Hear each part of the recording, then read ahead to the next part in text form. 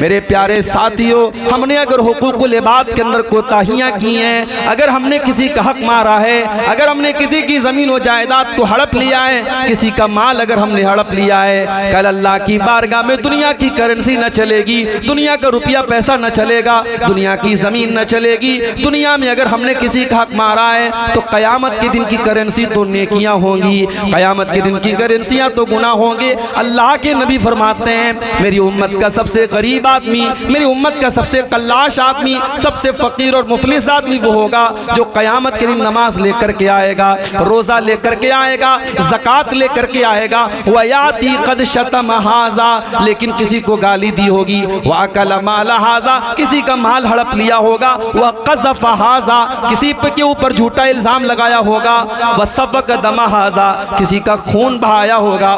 फ़यूता हाज़ा मिन हसनातिही व हाज़ा मिन हसनाती, जितने लोगों का उसने हक मारा है सबको उसकी नेकियां बांट दी जाएंगी। कुछ लोग रोज़ा लेके चले जाएंगे, कुछ लोग नमाज लेकर के चले जाएंगे, कुछ लोग हज और उम्रा लेकर के चले जाएंगे। फ़इन फ़नियत हसनातुहु, अगर उसकी तमाम नेकियां बर्बाद हो जाएंगी और अभी भी हकदार लाइन में खड़े हैं, अल्लाह के नबी फरमाते हैं फ़उख़िज़ मिन सय्यिआतिहिम, उनके गुनाह लाद करके इसके ऊपर लाद दिए जाएंगे, उन हकदारों के गुनाह इसके ज़िम्मे लाद दिए जाएंगे। सुम्मा तुरिहा फिन्नार, और फिर इस इंसान को घसीट करके जहन्नम में फेंक दिया जाएगा।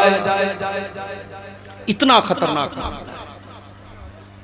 जहन्नम में फेंक दिया जाएगा उस नमाजी को, उस रोजेदार को, उस हाजी को, उस उम्रा करने वाले को जिसने हुकूकुल इबाद में कोताही की होगी मेरे भाई। इसीलिए अल्लाह के नबी फरमाते हैं, मन कानत इंदहु मज़लमतुन लिअख़ीही, अगर अपने मुसलमान भाई के ऊपर तुमने जुल्म किया है, ज़्यादती किया है, अत्याचार किया है, अन्याय किया है, उससे दुनिया में तुम छुटकारा पालो, उसका हक दे दो, उससे जो बेईमानी तुमने की है उसको माफ़ करा लो। अगर तुमने नहीं माफ़ कराया, अल्लाह के नबी फरमाते हैं क़यामत का दिन आएगा, वहाँ तुम रुपये के बदले रुपया न दे पाओगे, ज़मीन के बदले ज़मीन न दे पाओगे, वहाँ माफ़ करने से भी काम न चलेगा, वहाँ तुम्हें अपनी नेकियाँ देनी पड़ेगी और सामने वाले के गुनाह तुम्हारे ऊपर लाद दिए जाएंगे। अम्मा आयशा फरमाती है, एक मर्तबा अल्लाह के नबी सहाबा के साथ बैठे, एक सहाबी आए, अय अल्लाह के नबी, मेरे बहुत सारे गुलाम हैं और वो मेरे साथ बड़ी बदतमीजी करते हैं, बड़ी नाफरमानी करते हैं, मैं जो बात कहता हूँ वो नहीं मानते हैं। अय अल्लाह के नबी, मैं उनको सजाएं देता हूँ। अय अल्लाह के नबी, मैं अपने गुलामों को मारता हूँ, पीटता हूँ, सजा देता हूँ। अय अल्लाह के नबी, मैं डरता हूँ कहीं मेरी सजा के ऊपर अल्लाह ताला मेरी पकड़ तो नहीं करेगा। अल्लाह के नबी फरमाते हैं, मेरे साहबी, तुम्हारे गुलामों ने जितनी तुम्हारी नाफरमानी की है और तुमने जितनी सजा दी है, दोनों को अल्लाह ताला क्या नापा जाएगा, दोनों को तौला जाएगा। अगर उनकी नाफरमानी तुम्हारे गुनाह, तुम्हारी सजा से ज्यादा होगी तो अल्लाह ताला तुम्हें उसके बदले में कुछ नेकियां दे देगा, अल्लाह ताला क्या तुम्हारा फायदा हो जाएगा। लेकिन उनकी नाफरमानी के मुकाबले में अगर तुम्हारी सजा ज्यादा हो जाएगी, ऐ मेरे साहबी, उनकी नेकियां तुम्हारे अकाउंट में, तुम्हारी नेकियां उनके अकाउंट में डाल दी जाएंगी, तुम्हारी नेकियां उनको दे दी जाएंगी अगर तुम्हारी सजा ज्यादा हो जाएगी तो। सहाबी इतना सुनने के बाद एक कोने में जाकर के रोने लगते हैं, अय अल्लाह के नबी, मैंने तो कभी ये सोच करके सजा न दी कि मेरी सजाओं को तौला जाएगा, मेरी सजाओं को नापा जाएगा। न जाने कितनी बार ऐसा मौका आया होगा, मैंने अपने गुलामों को कितना मारा है, कितनी सजाएं दी हैं। अय अल्लाह के नबी, ये तो बड़े घाटे का सौदा मैंने कर दिया, न जाने मेरी कितनी नेकियां बर्बाद हो जाएंगी। सहाबी रोने लगे, चीखने लगे, चिल्लाने लगे। अल्लाह के नबी फरमाते हैं, ऐ मेरे सहाबी, क्या तूने कुरान की आयत नहीं पढ़ी है, व नज़उल मवाज़ीनल क़िस्त लियौमिल क़ियामा, व नज़उल मवाज़ीनल क़िस्त लियौमिल क़ियामा, हम क़यामत के दिन इंसाफ का तराजू रखेंगे। अल्लाह ताला क़यामत के दिन इंसाफ का तराजू रखेगा। फ़इन काना मिस्क़ाल हब्बतिन मिन खरदलिन अतैना बिहा व कफ़ा बिना हासिबीन। अल्लाह फरमाता है, तुमने तुमने राई के दाने के बराबर भी अगर कोई गुनाह किया होगा, तुमने राई के दाने के बराबर भी अगर कोई नेकी की होगी, हमारे तराजू पर वो सामने आ जाएगी। हिसाब हम लेंगे मेरे बंदो। जब हम हिसाब लेंगे तो एक एक दाने का हिसाब लेंगे, एक राई के दाने के बराबर का भी हिसाब लेंगे। सहाबी रोने लगे, अय अल्लाह के नबी, जब अल्लाह के तराजू पर इतना खतरनाक मामला होगा, अय अल्लाह के नबी, ये तो मेरी बर्दाश्त के बाहर है, ये तो मेरी कैपेसिटी के बाहर है, मैं इतना बड़ा रिस्क नहीं ले सकता। इन्नी उशहिदु का अन्नहुम कुल्लुहुम अहरार। अय अल्लाह के नबी, मैं आपको गवाह बना के कहता हूँ, मैंने अपने सारे गुलामों को आज से आज़ाद कर दिया। मैंने उनको जो भी सजाएं दी थी सब माफ़ कर दिया, जो भी उन्होंने गलती की थी सब माफ़ कर दिया, और मैं आपको गवाह बना के कहता हूँ मैंने सबको आज़ाद कर दिया। ये है हुकूकुल इबाद का मामला। आज अफसोस होता है, कचहरियों में चले जाओ, अदालतों में चले जाओ, भाई भाई के खिलाफ केस लड़ रहा है, बाप बेटे के खिलाफ केस लड़ रहा है, रिश्तेदार रिश्तेदार के खिलाफ केस लड़ रहा है। सबसे ज्यादा आपस में लड़ाई झगड़े हमारी मुसलमान कौम के अंदर आज हो रहे हैं। ये शर्म की बात है। हमें तो सबसे ज्यादा हुकूकुल इबाद के मामले में मोहतात रहना चाहिए। मेरे प्यारे भाइयों, अल्लाह के नबी गारंटी देते हैं उस इंसान को। आपने फरमाया अना ज़ईमुन बिबैतिन फी रबज़िल जन्ना, मैं जन्नत के बीच में, मैं जन्नत के दरमियान में उस इंसान को मकान की गारंटी देता हूँ। वो लोगों कटिहार में ज़मीन खरीदने वाले बड़े खुशनसीब अपने आप को मानते हैं, पूर्णिया और अररिया में ज़मीन खरीदने वाले अपने आप को बड़े खुशनसीब मानते हैं। मेरे नबी तुमको जन्नत में ज़मीन दिला रहे हैं, मेरे नबी तुमको जन्नत में प्लॉट दिला रहे हैं, बस एक काम करना है। आना ज़ईमुन बिबैतिन फी रबज़िल जन्ना, मैं जन्नत में उसको मकान की गारंटी दे रहा हूँ, मैं जन्नत में उसको फ्लैट की गारंटी दे रहा हूँ, मैं जन्नत में उसको बिल्डिंग की गारंटी दे रहा हूँ। लिमन तरकल मिरा व इन काना मुहिक्कन, जो हक पर रहने के बावजूद झगड़ा छोड़ दे, वो इंसान हक पर है फिर भी झगड़ा नहीं कर रहा है, लड़ाई नहीं कर रहा है, वो लड़ाई करना छोड़ दे, झगड़ा करना छोड़ दे, मैं उसको जन्नत की गारंटी देता हूँ। आज तो जरा जरा सी बात है, भाई भाई से ताल्लुक तोड़ लेता है, बाप बेटे से बात नहीं करता है, बहन भाई से बात नहीं करती, यहां तक दुश्मनियां हो जाती हैं। इंसान मरने लगता है, अपनी औलाद को वसीयत करके जाता, खबरदार मेरे भाई से तुम ताल्लुक मत रखना, मेरे बाप से तुम ताल्लुक मत रखना, मेरी बहन से तुम ताल्लुक मत रखना। जिंदगी भर दुश्मनी करने के बाद अपनी औलाद को वसीयत करके जाता है कि तुम उसके साथ ताल्लुक मत रखना। मेरे प्यारे साथियों, क्या आपने अल्लाह के नबी की वो हदीस नहीं सुनी? आपने फरमाया ला यहिल्लु लिमुस्लिमिन अन यहजुरा अखाहु फौqa सलास, किसी मुसलमान के लिए जायज़ नहीं है अपने मुसलमान भाई से 3 दिन से ज़्यादा ताल्लुक़ तोड़ ले, 3 दिन से ज़्यादा नाराज़ रहे, 3 दिन से ज़्यादा बोलचाल बंद कर दे, किसी मुसलमान के लिए जायज़ नहीं है। इसीलिए हमारी शरीयत कहती है जब भी अपने मुसलमान भाई से मिला करो तो सलाम किया करो। मेरे भाइयों, ये सलाम कोई मामूली चीज़ तो नहीं है। दुश्मन भी आपको मिलेगा, आप कहेंगे अस्सलामु अलैकुम, आपने सलामती की दुआ कर दी। अगर आपने कह दिया व रहमतुल्लाहि व बरकातुहु, आपने रहमत की दुआएं कर दी, आपने बरकत की दुआ कर दी। आपका दुश्मन है, आपसे ताल्लुक नहीं है, आपसे दुश्मनी है, लेकिन आपने जब सलाम कर दिया सारे दिल का गुबार निकल गया। आपने सामने वाले के लिए सलामती की दुआ कर दी, रहमत की दुआ कर दी, बरकत की दुआ कर दी। इसीलिए अल्लाह के नबी फरमाते हैं सलाम को बढ़ाया करो, सलाम को फैलाया करो। जब तुम सलाम को फैलाओगे तो आपस में मोहब्बत पैदा हो जाएगी और दिल से नफरत मिट जाएगी, दूरी मिट जाएगी। इसीलिए जब किसी से ताल्लुक तोड़ते हैं तो सबसे पहले सलाम कलाम लोग बंद कर देते, कहते नहीं यार उससे सलाम नहीं करेंगे, मुझसे ताल्लुक नहीं रखेंगे। शरीयत ने इसीलिए पहले सलाम करने का हुक्म दिया। जब भी आपका मुसलमान भाई मिले आप सलाम करें। और एक बात और नोट कर लो, सलाम का कोई अल्टरनेट नहीं है। मेरी छोटी छोटी बच्चियां सुबह स्कूल जाती है ना, तो कभी कभी वो देखा देखी कहती है पापा टाटा बाय बाय, तो मैं कहता हूं नहीं अल्लाह हाफिज को सलाम करो।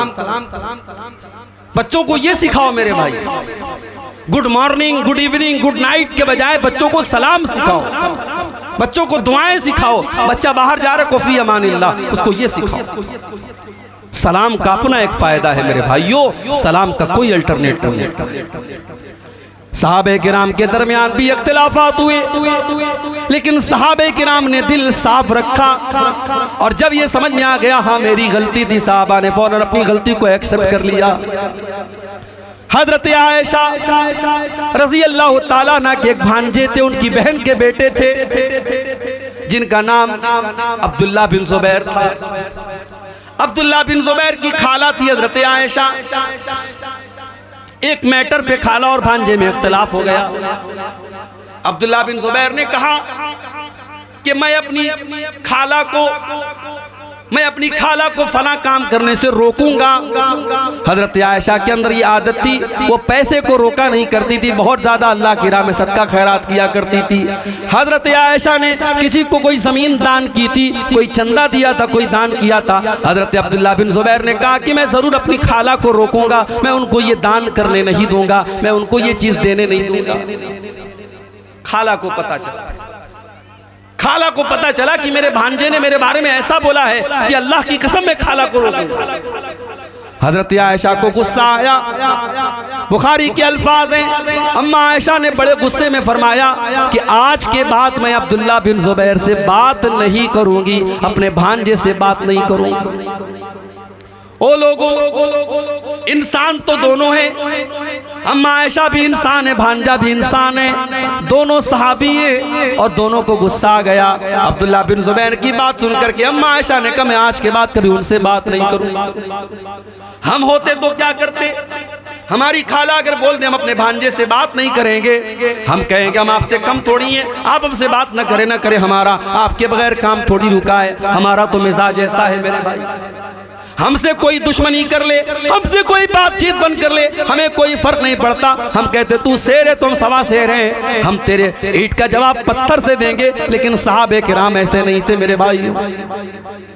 अम्मा आयशा नाराज हो गई, खाला नाराज हो गई, और आप जानते हैं कि खाला का मकाम बड़ा ऊंचा है। जिनकी खालाएं जिंदा हैं, मेरी माँ का इंतकाल हो चुका है, लेकिन मेरी तीन खालाएं मौजूद हैं। आज भी जब अपनी खालाओं से मिलता हूँ, अल्लाह की कसम मुझको अपनी माँ याद आ जाती है, मुझे अपने नबी की हदीस याद आती है, अल खालतु बिमंज़िलतिल उम्मी, खाला माँ के बराबर हुआ करती है। अगर आपकी खाला है, अगर आपकी मौसी है, अपनी खाला की इज्जत करो, उसको माँ के जैसा सम्मान दिया करो।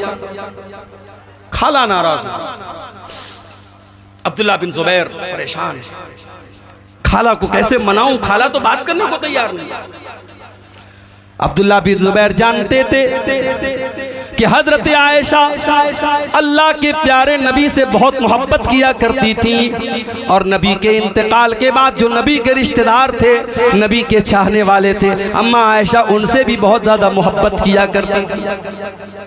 अब्दुल्ला बिन जुबैर के दिमाग में एक आइडिया आया, उन्होंने दो सहाबी को पकड़ा।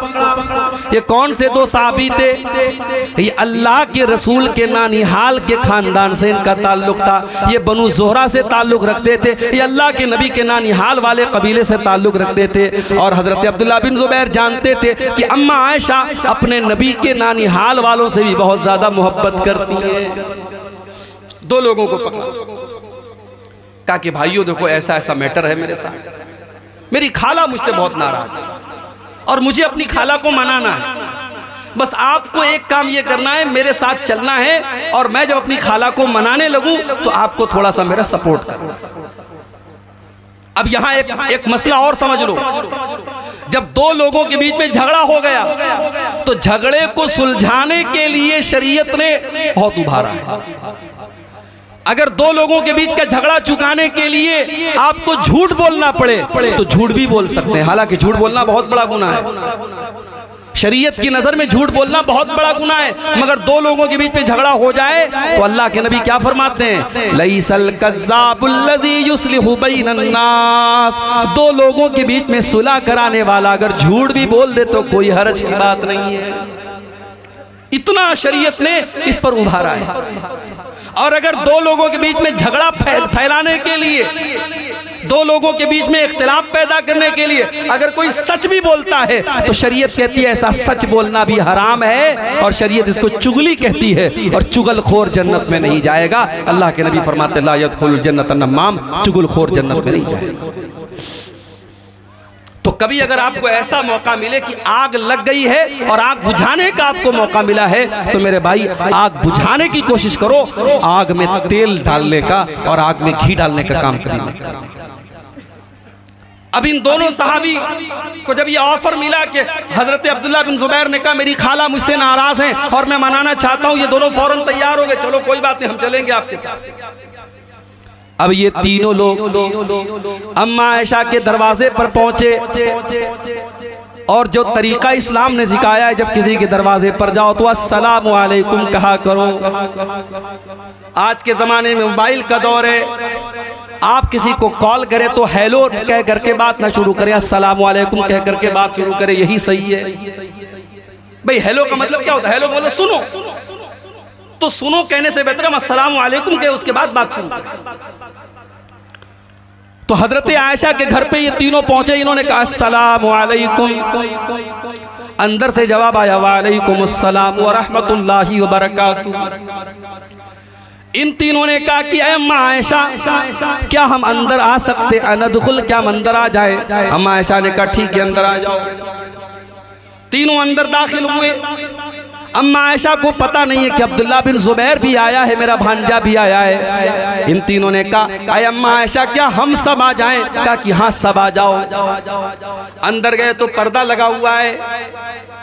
हालांकि अम्मा आयशा सारे मुसलमानों की माँ का दर्जा रखती हैं, मगर कुरान ने अल्लाह के नबी की बीवियों को भी सहाबा से पर्दा करने का हुक्म दिया है। मेरे प्यारे साथियों, जरा अपने अपने घरों का जायजा ले लो। गांव का कोई नौजवान आता है और आपकी बीवी को भाभी कहता है, आपकी बेटी को बहन कहता है, और आपको लगता है ये तो मेरे गाँव का रहने वाला है, ये तो मेरे गाँव का लड़का है, मेरी बीवी तो इसकी भाभी लगती है, मेरी माँ तो इसकी भाभी लगती है, और ये कह करके उस नौजवान लड़के को आप अपने घर में कोई पर्दा नहीं करते हैं, कोई उसको घर में आने जाने की इजाजत देते हैं, और यहीं से बुराई जन्म लेती है, यहीं से बुराई जन्म लेती है।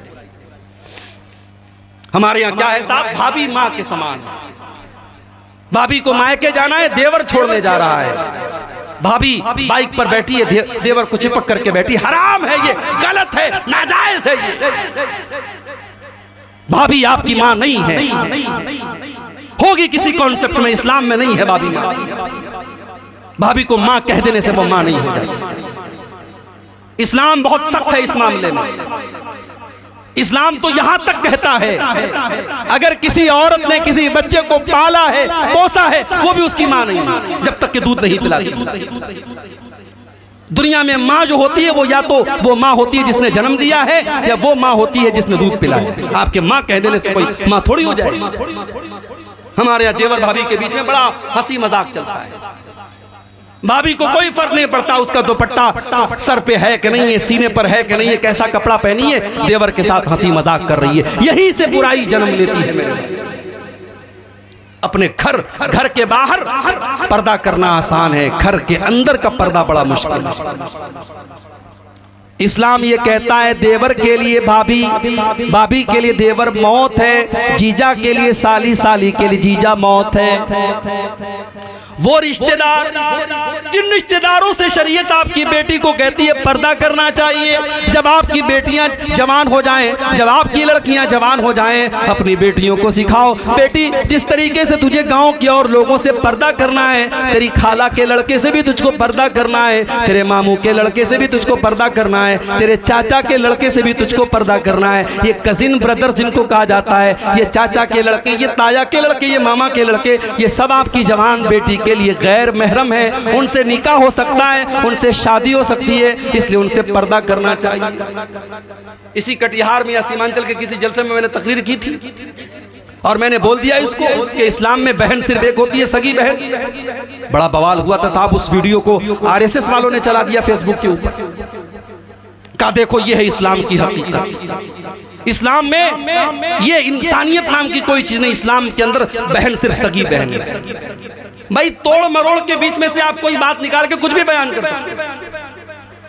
एक जगह तकरीर में कर रहा था, हराम कमाई की बात आई, मैंने कहा कि आज हराम कमाई का एक तरीका ये भी है कि बाहर से सऊदी अरब वगैरह से पैसा लोग लाते हैं और एक ट्यूबवेल को 5 बार उसका फोटो खींच करके उसको जो है बेईमानी करते हैं, उसका पैसा हड़प कर जाते हैं। अब हमारे यूट्यूबर लोग माशाअल्लाह, इनको तो पैसा कमाना है, इनको तो व्यू चाहिए। इनको तो भड़काऊ हेडिंग और भड़काऊ बातें चाहिए, उतनी क्लिप को निकाल करके वायरल कर दिया। अब बहुत सारे उलमा के हमारे पास फोन आने लगे, आपने ऐसी बात क्यों? हालांकि मेरे कहने का ये मतलब थोड़ी था कि जितने लोग बाहर से पैसा ला रहे हैं और मदरसे बनवा रहे हैं, मस्जिदें बनवा रहे हैं, सब गलत काम। अल्लाह की कसम मैंने ऐसा नहीं कहा।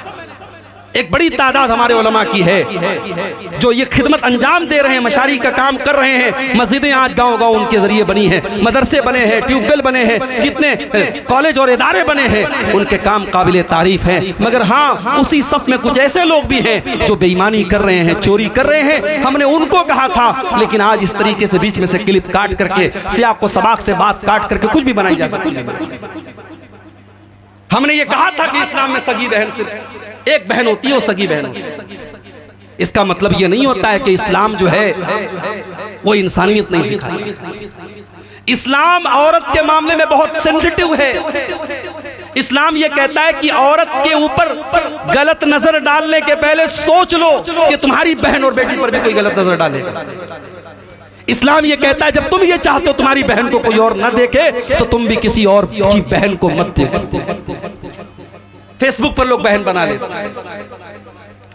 फेसबुक पर हमारे मुसलमान लड़कियां और लड़के फेसबुक चलाते हैं। मुसलमान लड़की फेसबुक चला रही है, मैसेज आया, अस्सलाम वालेकुम बहन कैसी हैं आप?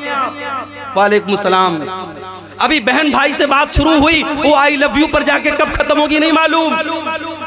इसीलिए मैं कहता हूं कि सोशल मीडिया आज बेहयाई और ज़नाकारी का बहुत बड़ा अड्डा बनता चला जा रहा है। और मैं अक्सर हदीसों में तकरीरों में वो हदीस भी पेश करता हूं। अल्लाह के नबी ने फरमाया, जब एक मर्द और एक औरत जब अकेले में मिलते हैं तो तीसरा वहां शैतान होता है। अगर फेसबुक पर भी एक लड़का लड़की अकेले में बात कर रहे हैं, व्हाट्सएप पर लड़का लड़की अकेले में बात कर रहे हैं, तो तीसरा शैतान मौजूद है। चाहे वो लड़का बहुत मुत्तकी और परहेजगार हो, वो लड़की बहुत बड़ी आलिमा हो, मदरसे में पढ़ने वाली नेक लड़की हो, तब अगर एक लड़का और लड़की फेसबुक पर, व्हाट्सएप पर, इंस्टाग्राम पर, टेलीग्राम पर, किसी भी प्लेटफॉर्म पर अगर बात कर रहे हैं तो तीसरा शैतान वहां पर भी मौजूद है मेरे।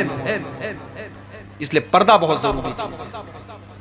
बेटियां जवान हो जाए, समझाओ कि सबसे बात नहीं करना है, सबके सामने बेपर्दा नहीं आना है। तुम्हारी खाला का लड़का, तुम्हारे चाचा का लड़का, तुम्हारे मामू का लड़का, ये गैर महरम है तुम्हारे लिए। हमारे लड़कों के दोस्त आते हैं घर में, हमारी बहन चाय लेकर के आती है, भाई के दोस्तों के सामने चाय ला के रखती है। क्यों भाई?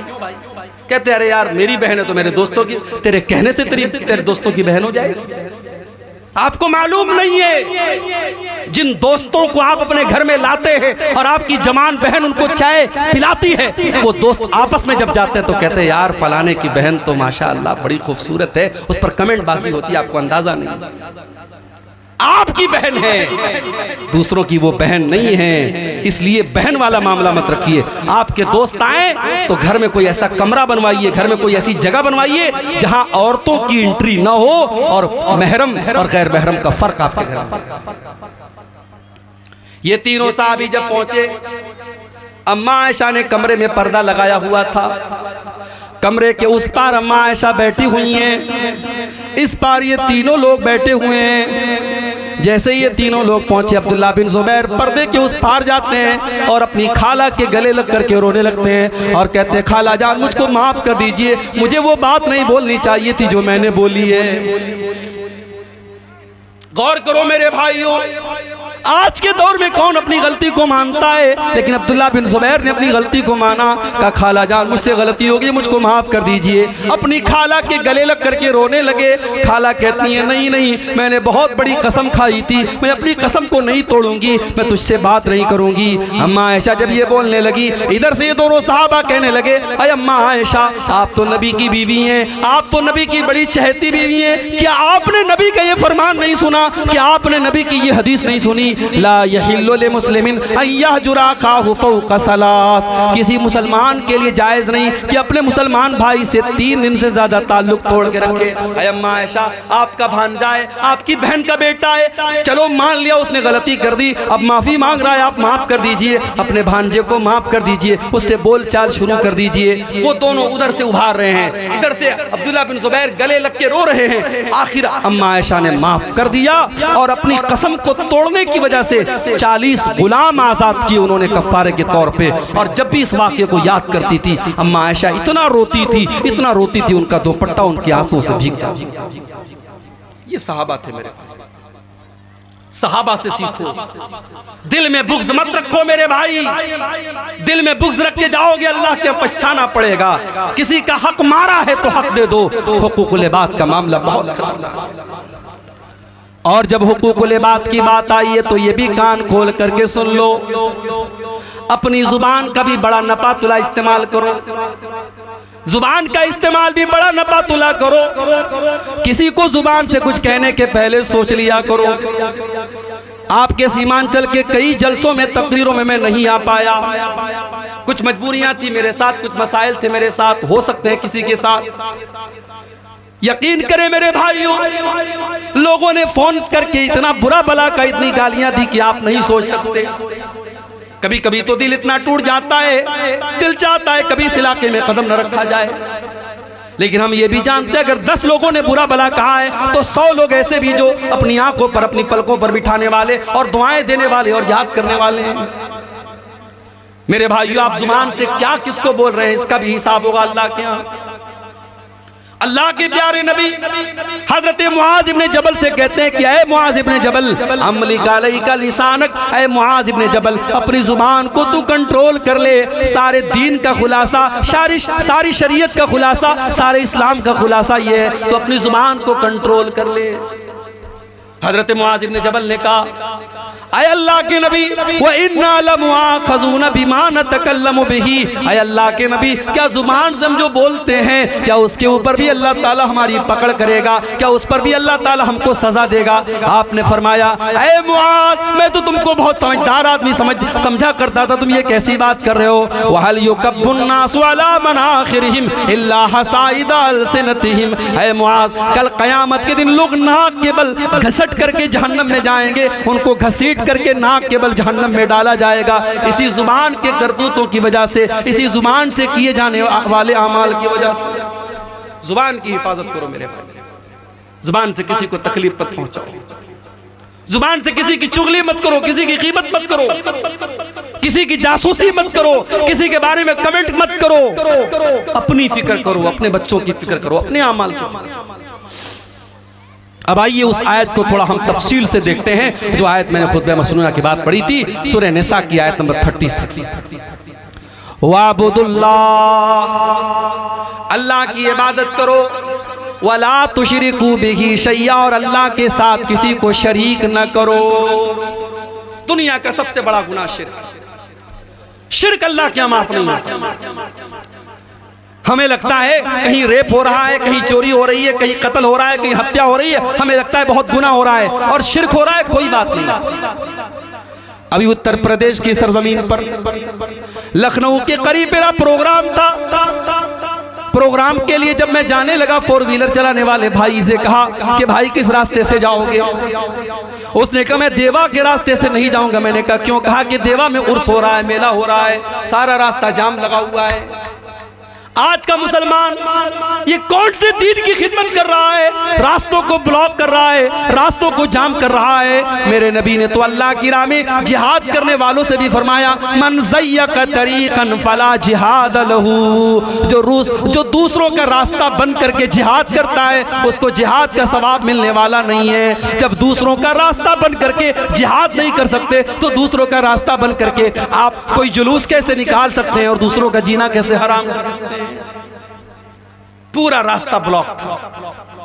और मुझे बताया लोगों ने लखनऊ के करीब देवा, आप भी जाके देख सकते हैं कभी मौका मिले।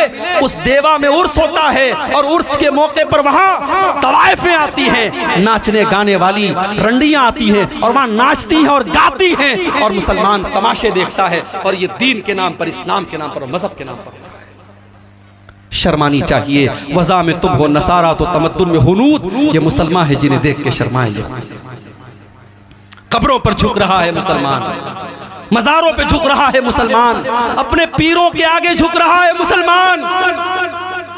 करे गैर गरबुत की पूजा तो काफिर, कवाकिब में माने करिश्मा तो काफिर, झुके आग पर बहर सजदा तो काफिर, जो ठहराए बेटा खुदा का तो काफिर, मगर मोमिनों पर कुशादा है राहें, परस्तिश करे शौक से जिसकी चाहे, नबी को जो चाहे खुदा कर दिखाएं, इमामों का रुतबा नबी से बढ़ाएं, मज़ारों पे जा जा के नजरें चढ़ाएं, शहीदों से जा जा के मांगे दुआएं, न तौहीद में कुछ फर्क इससे आवे, न इस्लाम बिगड़े न ईमान जावे। अगर एक गैर मुस्लिम अगर पत्थर की मूर्ति के आगे सजदा करता है और वो जहन्नमी है, वो काफिर है, वो मुशरिक है, तो वही काम एक कब्र के सामने और एक मजार के सामने करने वाला मुसलमान मुवहिद कैसे हो सकता है और जन्नती कैसे हो सकता है? ये पहला हक है, अल्लाह ने अपना हक बयान किया। वाबुदुल्लाह, अल्लाह की इबादत करो, वला तुशरिकू बिही शैया, और अल्लाह के साथ किसी को शरीक न करो। अल्लाह का अधिकार किसी और को न दो। ये पेशानी झुके तो अल्लाह के आगे झुके, ये हाथ उठे तो अल्लाह के आगे उठे। अल्लाह के साथ कभी शिरक न करना।